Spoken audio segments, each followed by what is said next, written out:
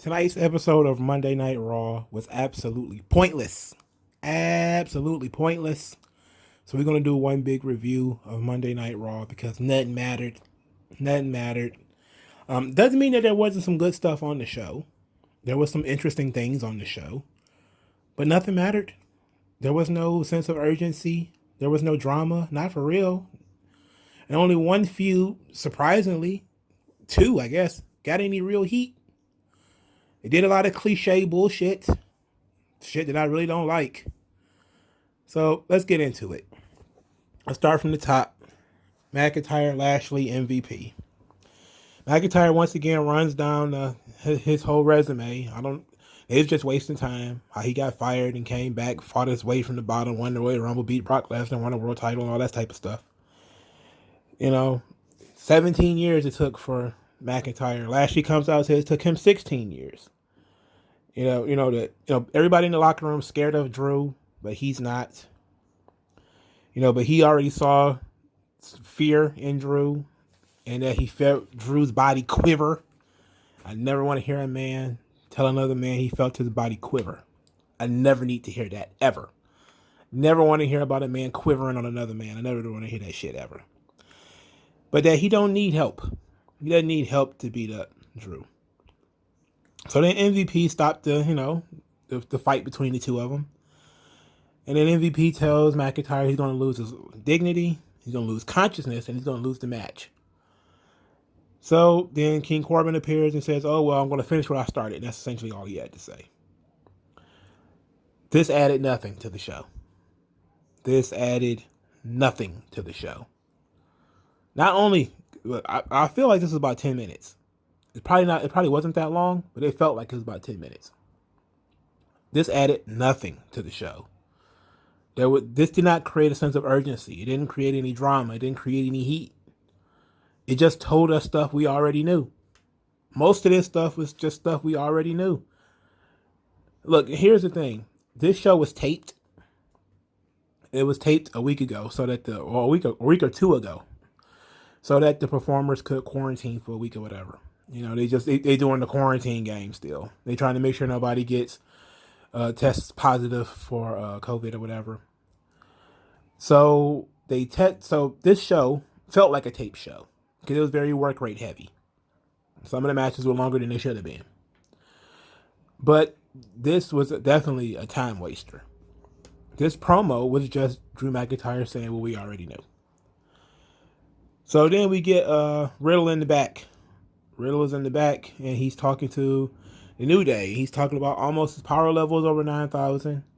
And then when he lifted Kofi Kingston in the air, he never seen a man get so high before. And that he was very high. And then they make some jokes. There was some old jokes between him and the New Day. Then he speeds off on his scooter. And New Day make a joke about, smelling weed or whether they was high or whether he was high. There was nobody. It was very low key. But of course, New Day was not taking Amos and AJ Styles seriously because nothing about this has been serious. So I don't see why I should care. Then they have the match. AJ Styles loses in 90 seconds because Kofi Kingston threw a goddamn microphone at Amos. Amos gets mad, follows Kofi Kingston around. Kofi gets into the ring. Amos gets on the ring apron. AJ Styles has Xavier Woods and I think it was a calf crusher. He lets the move go because everybody's distracted. Whoa, what's going on? And then Xavier Woods beats someone like a roll up. Match was 90 seconds. Absolutely pointless. Did not need to happen. Did not need to happen. AJ Styles ate a pin for no reason. It didn't even really further the story because you said, okay, well, Almost is big and dumb. He got hit with a microphone, so obviously he's going to lumber over and try to put his hands on Kofi Kingston, and Kofi runs in the ring. This did not create any heat. It was a joke. That's the thing. Like, it comes across as everything is funny. Everything is fucking funny. So there is no heat. There is no real reason for me to feel like Almost is really going to tear Kofi Kingston's head off. It came across like a joke. So Nothing matters. Thank God that was over. That was stupid. So then we get Braun Strowman versus Jackson Riker and Elias. So if you had any plans on Jackson Riker being anything special or Elias, you can forget it. You know, they're J Bones. They lose 2-on-1. Anyway, I don't know what I told you. Nobody likes handicap matches. Nobody gets over in the handicap match. You just make the two guys who lose look like shit, and the one guy who beats them, everybody hates him because he's a guy who beat two guys at the same time. Like, nobody likes Superman, and nobody likes losers. Handicap matches only makes one person Superman and the other two people losers. And if the two guys win, then of course they won. They beat up one guy. Neither one of them looks getting good. Handicap matches are stupid. Having this match is stupid. Why is Braun Strowman, why is any of these matches happening? Braun Strowman has beat both of these guys already. Why is he wrestling them again? So then we have, they cut a promo. Before he beat him, he cut a promo. And he talked about being bullied as a kid and that, you know, he's going to beat Shane for all the people who've been called stupid. I mean, I was just kind of like, what the fuck? Why is he trying to be inspirational, Giant? Why is he trying to be inspirational? Why is this so stupid? This is fucking stupid. This storyline makes no sense. There is zero reason for Shane McMahon to all of a sudden just wake up one day and start messing with Braun Strowman. It makes no sense. And it's going nowhere. What does Braun get for winning this match? Nothing. What does he lose if he loses this match? Nothing. So there's no stakes to this match. Nothing matters. It doesn't matter. It's not even about pride or respect. It's just, stop calling me stupid. You shouldn't call me stupid. It's like, what the fuck? This is dumb. This is dumb. Shane comes out there talking about, well, I was just testing your intellect. And you didn't make the worst decision, but I'm a McMahon, and I'm going to defeat Braun Strowman. I'm like, who fuck cares? Who cares, really? This is dumb. I hate to be, I feel so negative about this fucking show. This did not feel like a go-home show. I don't know what this was. It just had no energy. This show had zero energy because nothing mattered. So what happened next? What happened next was actually good. Miz and Morrison, they defaced the $3.6 million Bugatti that belonged to Bad Bunny. I actually love this. Bad Bunny had showed up earlier in the night in his Bugatti. We've seen him drive up in the Bugatti before, so we kind of figured it was him. We don't know what he's doing in the building. He's just in the building. And since he's in the building, you know, Miz and Morrison wait for him to walk away, and then they show up with buckets of paint. And then they paint on his car. Hey, hey, hop, hop. They draw bunnies on the car. Miz puts his name on the car. They fingerprint all over the car. They smear paint all over the car. I would have liked for them to, you know, just throw paint on the car, which would have been fine. You know, but this was good. I like this is good asshole shit. It could have been worse. Obviously, they could have took like a baseball bat to the windows or, you know, flipped it over or something like that. Usually when they destroy cars, they really go hard on the car. But this was basically like, just get it repainted. But I liked it because it was actually Miz and Morrison doing asshole, still kind of silly shit, but it had purpose to it. Right? So I really like this part because it's actually added something to the match that these guys that didn't have happen before. They was doing silly shit the previous week, and this was slightly less silly. Bad Bunny comes back, sees his car has been vandalized. He's like, "Oh no, and then we get pregunta," and then he gets attacked from behind by Miz and Morrison, and they beat him up. And I instantly write down, where the hell is Damian Priest? Where the hell was Damian Priest? Adam Pearce had to come out there and tell them to back off. Get out of here. They scrammed like raccoons out of the garbage bin. They took off. Then Damian Priest was standing there like, "Oh, I'm so sorry, Big Bad Bunny. My buddy, my friend. I forgot. I turned my back for a moment and look what happened to you." It was. I like this. I like the Bad Bunny stuff tonight. It was actually the most interesting stuff on the show, which says a lot about the people who was on the show.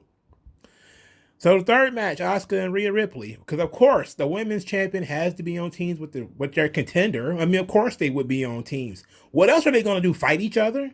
Argue? Debate? Build heat for their storyline? No, they got to be tag team partners, of course, because that makes sense. Versus Nia Jax and Shayna Baszler. Then Rhea Ripley pushes Asuka from the top rope, drops her on her face, throws her in the ring. Asuka gets beat. And I just say, Asuka has had the worst title run. I cannot believe she's fumbled her way into a main event match at WrestleMania. Not technically a main event match, but a main match at WrestleMania.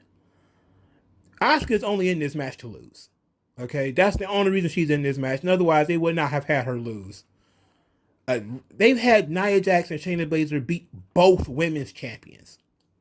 And it still did not benefit them at all to do so. That tells you how bad this women's division is. You would think if you walk up to somebody and say, man, Nia Jax and Shayna Baszler, they beat Sasha Banks and Asuka in the same title run. You would think like, damn, they must have been kicking ass. No, they lost every fucking week, but the champions lost too. They get rolled up every fucking week, but hey, the champions, they lose too. So everybody's fucking losing for no reason. I'm pretty sure Nia Jax and Shayna Baszler are going to lose on SmackDown or something stupid like that. Because why wouldn't they? Why would you book this match? What was the benefit of this match? Nothing. Nothing. There was no benefit to this match. Now, it did add heat to Asuka versus Rhea Ripley because you got Rhea Ripley doing some heel shit.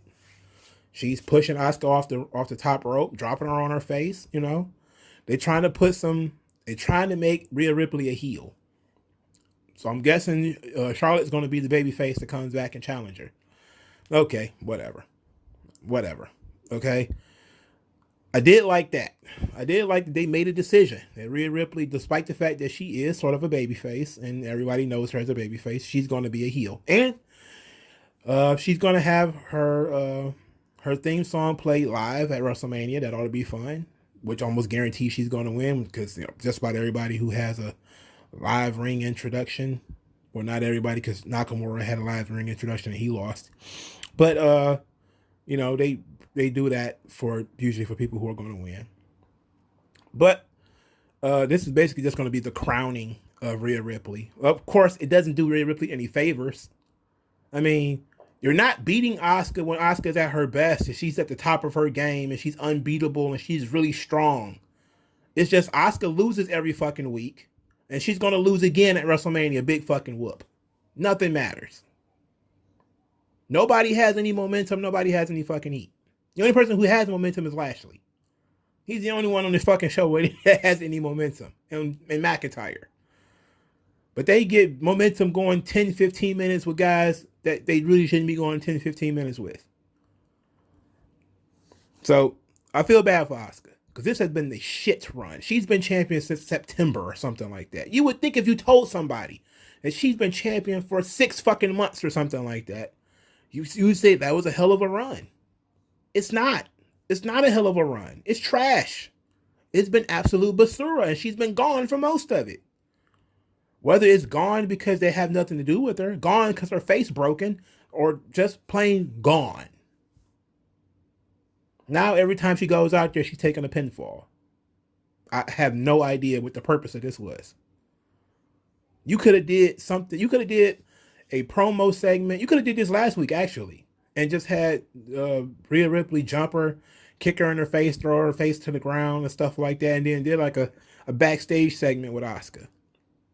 And has other people wrestle.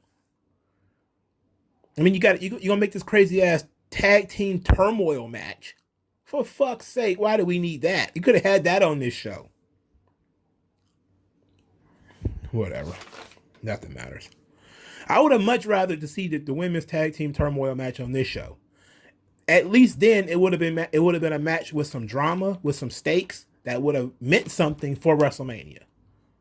Nothing on this show mattered. Anyway, Oscar get pinned again. Who cares? Cedric and Shelton Benjamin confronted MVP. This was fun too. Cedric grabs MVP by his suit jacket and hands him up against the wall. I'm thinking, where's Lashley? Why is everybody by themselves? And Cedric is like, your greed is going to mess you up. He called him a parasite, a crippled has-been. Says that he might not beat Lashley, but he's going to give him a scar to remember him by.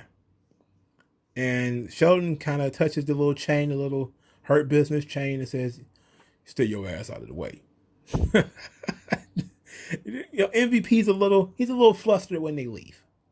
And he says, man, these guys are arrogant. They had to have a promo right afterwards to get his words on how he feels about getting hemmed up in this corner.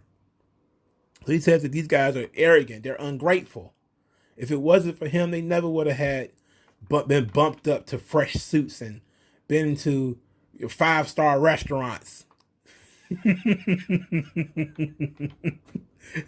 I put them in the Jeeps. MVP was so good. So then Lashley comes by, sees that MVP's all a little flustered, and he's like, what happened? What's going on? He's like, nothing, man. Don't worry about that. Just don't worry about it. And then Lashley said he's going to break Cedric Alexander in half. And I was like, okay, I love this. This was good. They actually put some heat on this match. The match shouldn't have been happening, but they put some heat on it. So they announced this tag team turmoil match I just mentioned it a couple of seconds ago. It's going to be the Riot Squad versus Mandy and Dana versus Lana and Naomi versus Natalya and Tamina. And I saw a placard that puts Carmella and Billie Kay on this as well. So I'm thinking it's either going to be 4 teams or 5. 1, 2, 3, 4, 5. I think they announced 4 on Raw, but Billie Kay was there. So they said it's pretty much going to be 5 teams and a tag team turmoil match. Match is probably going to be 3 minutes. They're going to have 5 teams. It's probably going to be 3 minutes. They could have put this match on TV today and could have had it, make sense. Stretched out this show and actually let, the women run. I know a lot of people still would have complained, but at least it would have been a match where something mattered. Everybody was in the match for a purpose. Everybody wanted to do something. It would have had drama. It would have mattered. But they pushed it off for WrestleMania because I guess, they got to have something after the live performances. So the winners of the tag team turmoil match will wrestle the tag team champions on Sunday night. So Sunday night, if they were smart, the Riot Squad will win both those matches. But we know that's not going to happen. We know what's going to happen. It's going to be Natalya and Tamina. That's awful. Okay? That is awful. I'll say it again. That is awful. It's an awful idea. But it's the idea they're going to do. I know it. I know they're going to put the belts on Natalya and Tamina. It's awful. They're going to do it anyway. Now, Lana and Naomi, awful, but okay. Mandy and Sonya, to be quite honest, of the teams listed outside of the Riot Squad, that would probably be my idea. Mandy and Dana. Because it's been a while since, they've been a genuine tag team, a genuine babyface tag team that has been the tag team champions as far as women are concerned. It's been a while. I think it might have been since the Kabuki Warriors. And I believe they won the tag team. No, they won them as heels, as a matter of fact. I think it might have been Alexa Bliss and Nikki Cross then that were the tag team champions as baby faces. Carmella and Billie Kay was our Carmella idea. She pitched it on the bump. If they cared about Billie Kay, she wouldn't be a last minute introduction into this thing.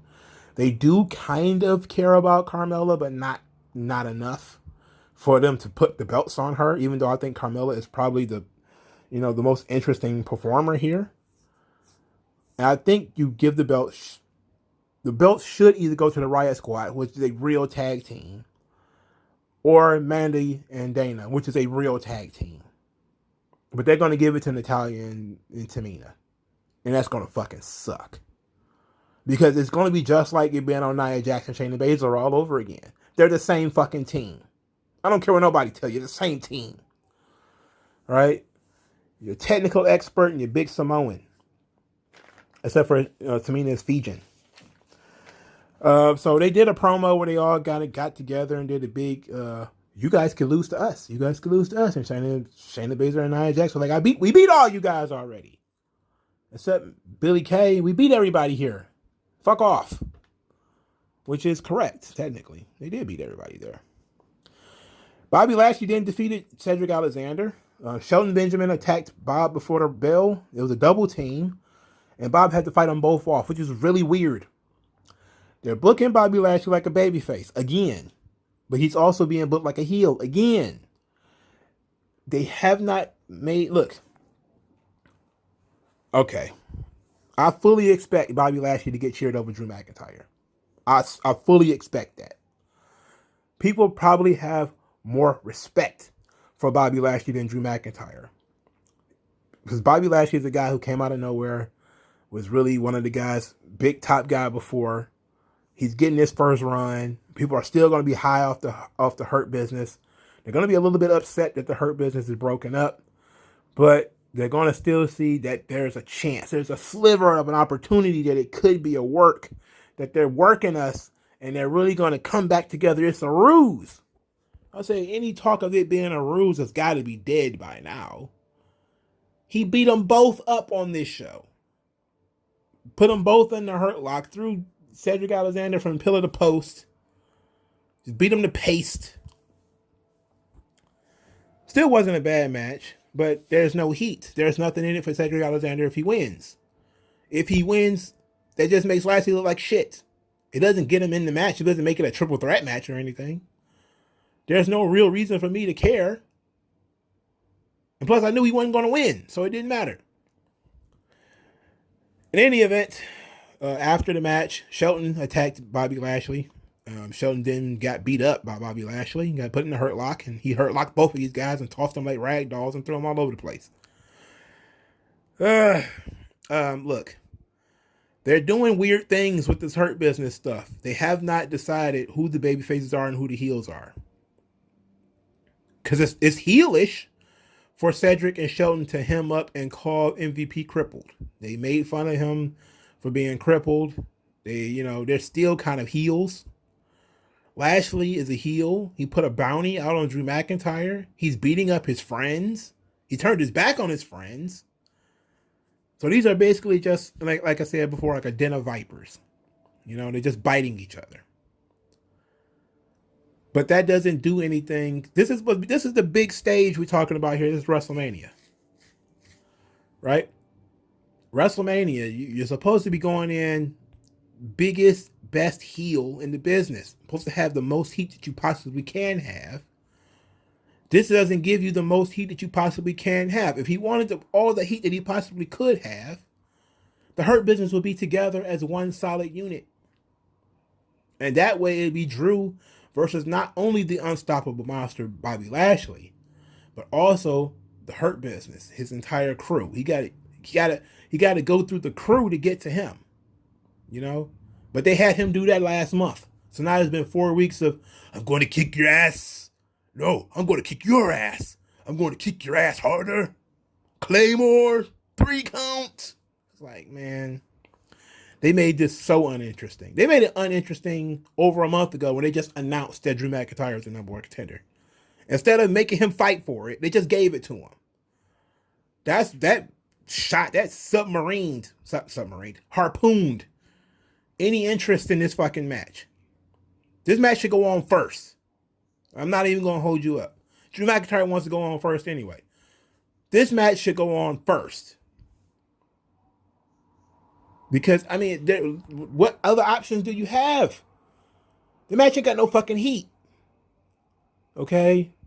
They didn't do anything to build any heat. What they've been doing with Bobby Lashley is they've been making him seem like this unstoppable beast. There's no reason to boo him other than him beating up his friends, and they're assholes.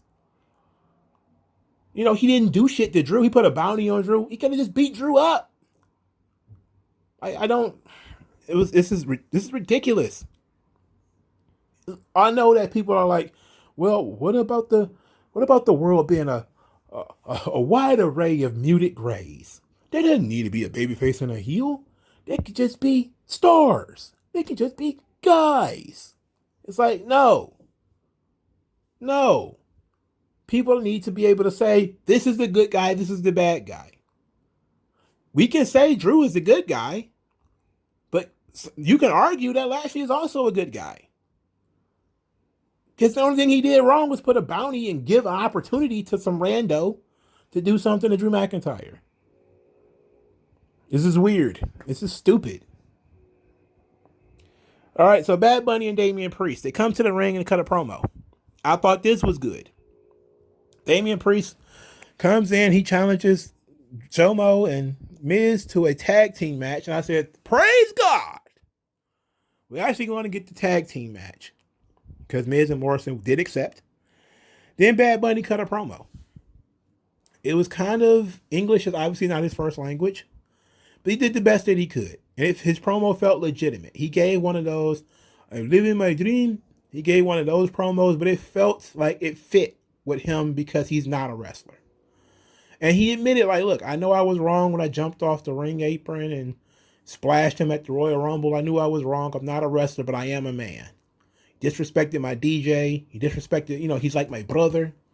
He disrespected him. He disrespected me. And I was like, I felt that. I was like, okay, that's true. Okay. He admitted that he was wrong for getting physically involved with this and, going too far, and he got a little too excited. But The Miz is disrespectful. And he says like he loves and respects everybody like Booker T and Ric Flair and The Undertaker. He says, I even loved and respected The Miz.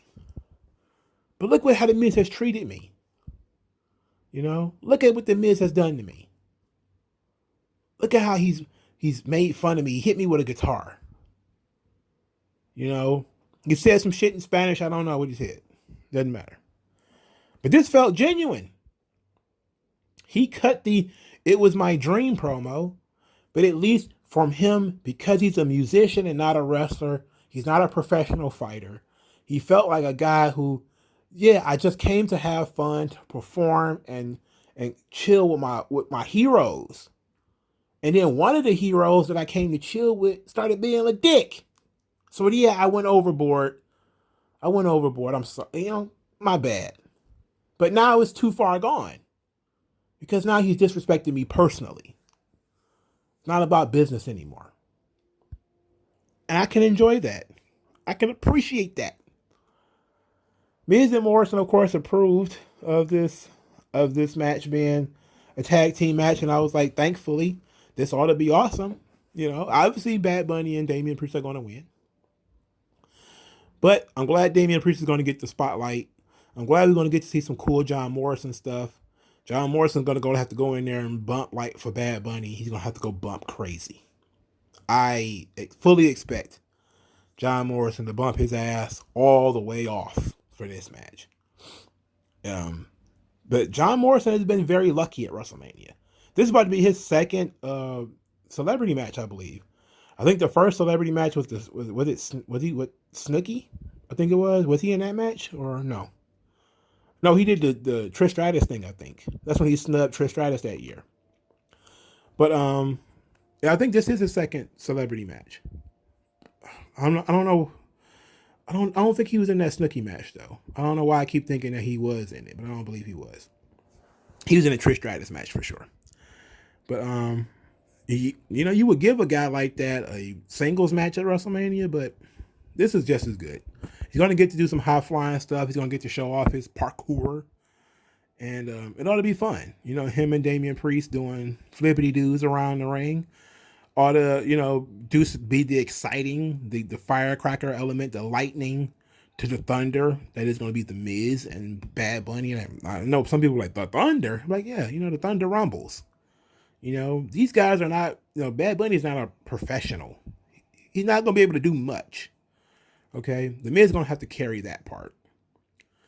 And the Miz is not a high flyer, so whatever he does is going to be chin locks and kicking him while he's down, good heel grinding stuff to build to the big comeback. Hopefully they do the comeback right, and it's Bad Bunny trying to do a hot tag to Damian Priest, and not Bad Bunny making his own comeback. That would suck. So then we get Sheamus. He wants to talk to Mustafa Ali. And he wants to talk to Mustafa Ali about the goofy ass riddle. And Mustafa Ali's like, I don't need you to explain nothing to me. I want that United States Championship. It represents everything. Yada, yada, yada.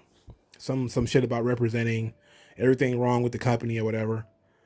And Sheamus is like, oi, I understand, man. I understand.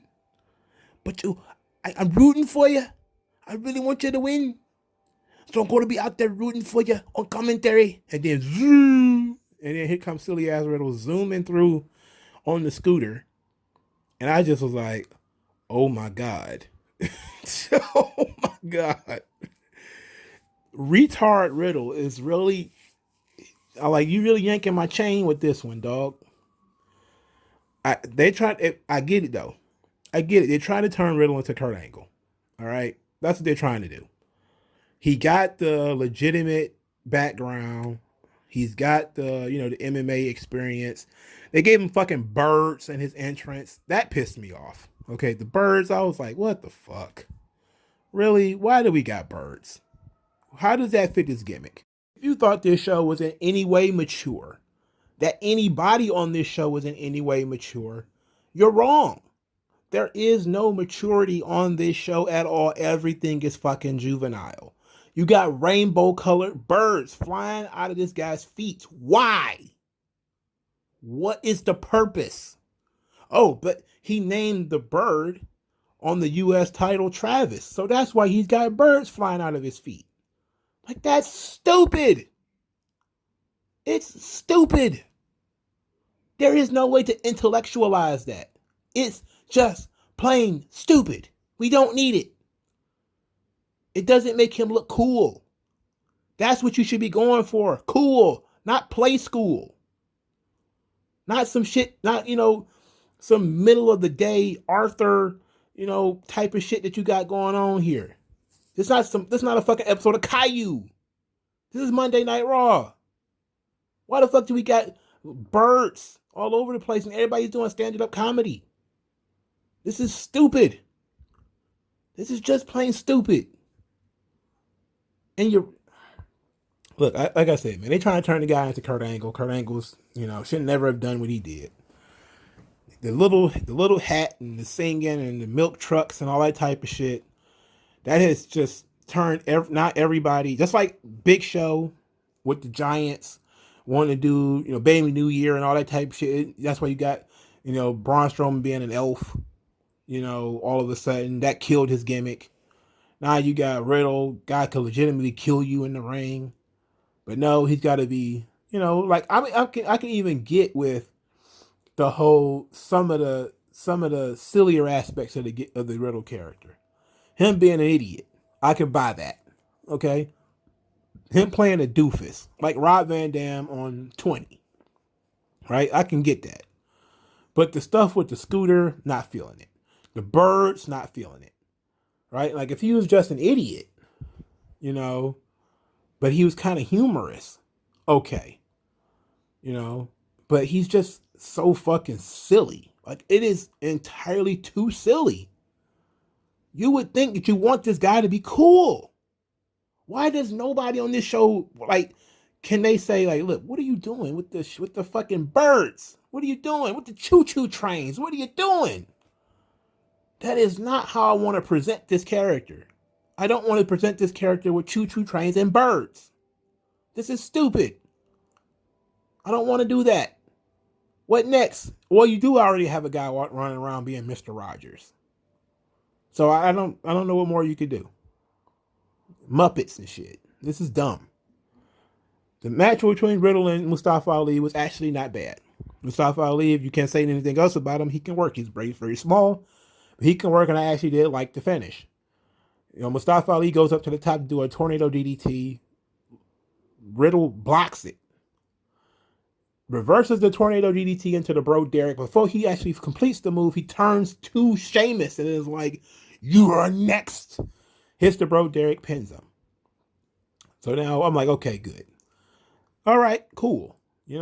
I'm okay with this match. I feel bad for Mustafa Ali. He was sold a bill of goods about wrestling Kofi Kingston at WrestleMania. Not going to happen. Unfortunately, you could have had the Hurt Business versus AJ Styles and Amos.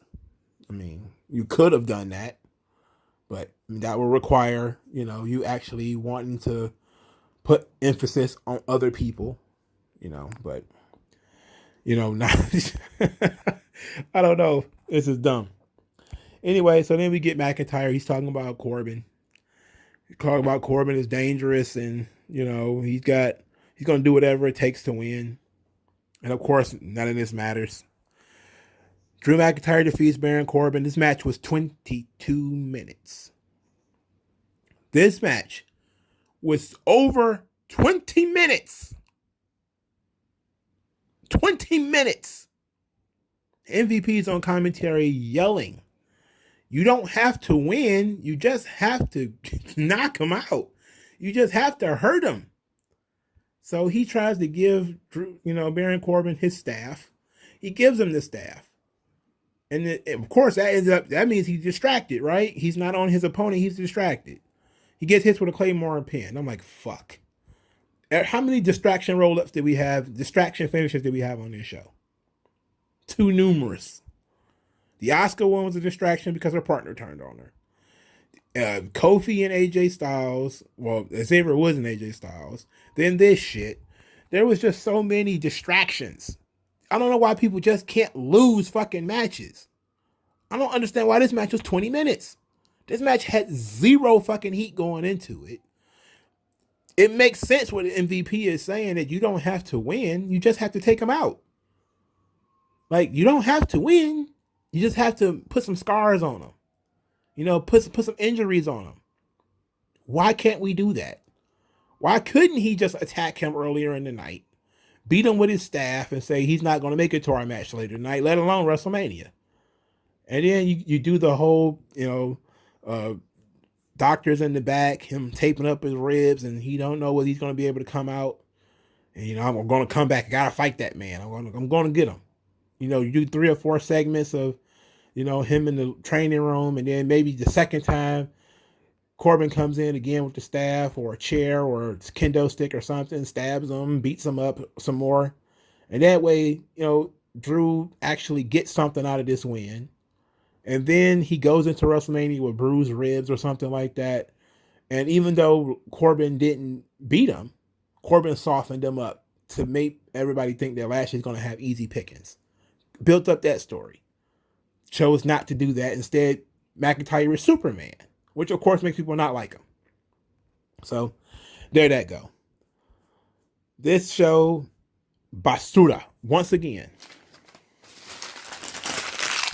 Basura, once again. This show sucks.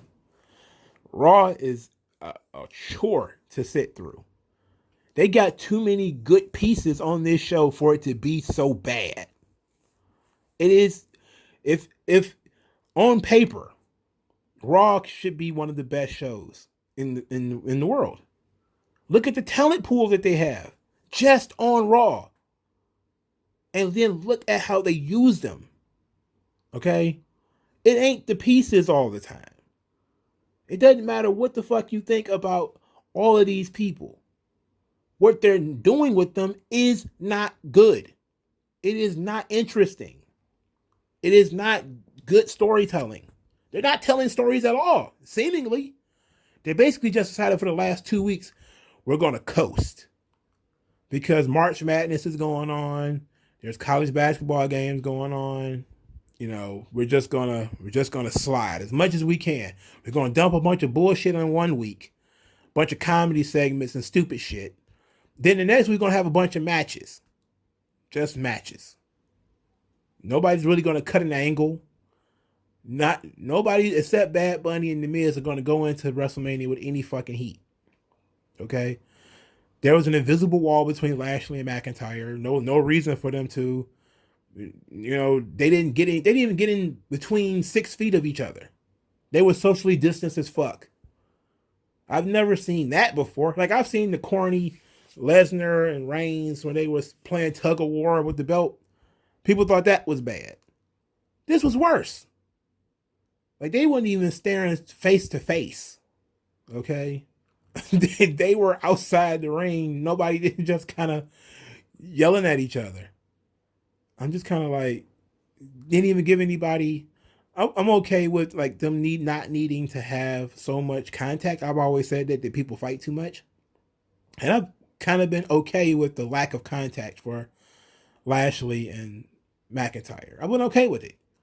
We don't need to see them fighting all the time.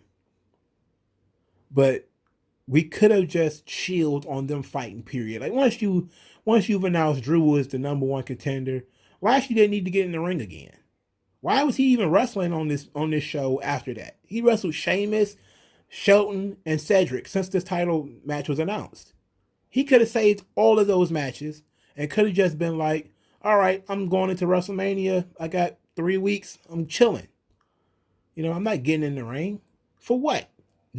And you can't say they can't do it because Roman ain't wrestling. I mean, so Edge ain't really wrestling either. So you don't have to have these guys wrestle. You really could have other people doing this stuff. This show could have been infinitely more interesting if you would have had people who do not have a WrestleMania berth fighting to get in. That's really what you should go with. Like, okay, these two guys, they're the main event. Of course, they're going to be at WrestleMania. But what about everybody else? Everybody else should be fighting for a spot.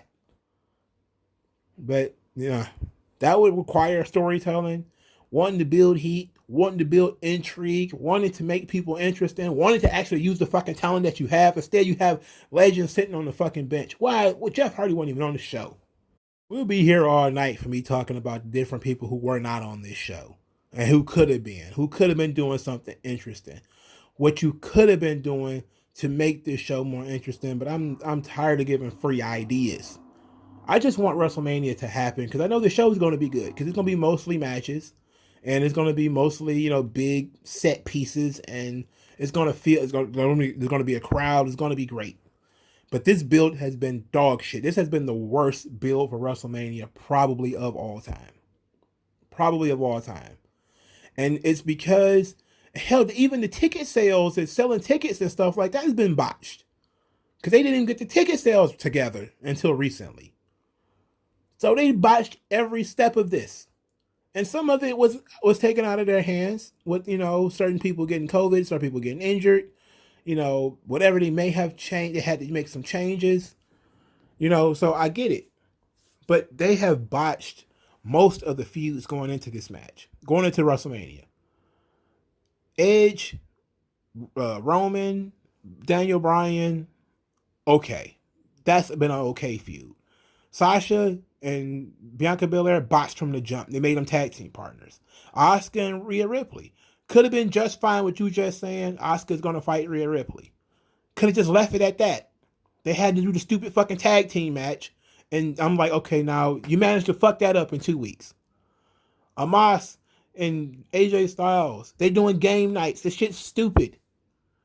Now they tried to salvage the Bad Bunny and the Miz thing. Okay, fine. They salvaged that. Cesaro is singing. In Nigerian drum fight. Got this guy talking like Idi Amin out here. Like, this is the worst WrestleMania build of all time, dog. And I'm not even one of those people who hates everything. If you follow me on this channel and you've listened to my sound of my voice all this time, I'm not one of those people who hate everything. I'm not one of these bitter, jaded wrestling fans who, looking for things to not like. I'm one of these people who try to say, okay, let's look at it analytically. Let's try to look at things from a storytelling perspective. I kind of understand some of this stuff, or at least what they were trying to do. And here's how we could tweak it and make it better. or more interesting. What they've done here has just been absolute shit. It has been a jambalaya of bullshit, dog shit, and horse shit, all in one pot. It's been the stupidest fucking build possible. I would not build a SmackDown like this, let alone building fucking WrestleMania.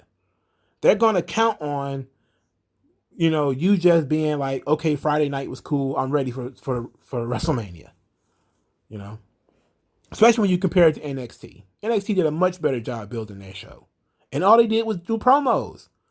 Walter and Tommaso Ciampa didn't touch each other. They just did promos. I'm primed for that fucking match. I'm not really all that excited for anything on, especially the first night of WrestleMania. I couldn't give a fuck less about most of that shit because it didn't have any fucking heat. It's full of fucking singers and stand-up comedians. Birds flying at people's feet and shit. I think that's gonna be on night 2 though. So it's weird. This was all the decision that they made. This ain't me being negative. This is their decision making. They're gonna turn this show into some Y7 goof troop bullshit. I have zero interest in that. Zero. All right, so I've talked long enough. I think I more than made up for the fact that I'm not dropping multiple videos. So guys gonna have to sit through one long video. The reason why I do chopped up videos, I know some people might not be as interested in certain things. So, but this show was just was nothing. There was nothing exciting about this show. The show was boring as fuck. So I'm pretty sure the review is probably gonna be boring as fuck. There's nothing to fucking talk about outside of me being amped up about nothing happening. So, whatever. All right, man. I'll talk to you guys later. Go into the description. There will be the links to Subscribestar. Will be links to my Twitter account and a link to Cash App if you want to help me out. Appreciate you. Like, share, subscribe, hit the little bell for notifications. Thank you guys for your time. Be sure to comment. Let me know what you guys think, and I'll talk to you guys later.